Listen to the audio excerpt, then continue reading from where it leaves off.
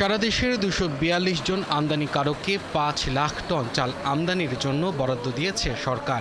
এরই পরিপ্রেক্ষিতে মঙ্গলবার থেকে প্রায় ৪ মাস বন্ধের পর চাল আমদানি শুরু হয়েছে।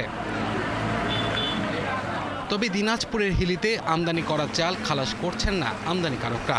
তাদের দাবি, যদি ৬৬% শুল্ক দিয়ে চাল ছাড় করা হয় তবে শুল্ক, পরিবহন, আনুষঙ্গিক খরচসহ প্রতি কেজির চালের মূল্য দাঁড়ায় প্রায় ৯০ টাকা। এতে ক্ষতিগ্রস্ত হবেন তারা। এমবিআর এর সার্ভারে দেখাচ্ছে 66% ডিউটি। যদি 66% ডিউটিতে চাল ছাড় করতে হয় তাহলে আমদানিকারকরা ব্যাপক লসের সম্মুখীন হবে এবং যে উদ্দেশ্যে চাল আমদানির জন্য আইপি দেওয়া হয়েছে সেই উদ্দেশ্য ব্যাহত হবে। আমদানি শুরুর ৪ দিন পার হলেও বন্দরে খালাসের অপেক্ষায় পড়ে আছে প্রায় ২,৭১৯ মেট্রিক টন চাল। এছাড়াও আমদানির অপেক্ষায় চাল বোঝাই ভারতীয় ২০০ থেকে ২৫০ ট্রাক দাঁড়িয়ে আছে পাইপলাইনে।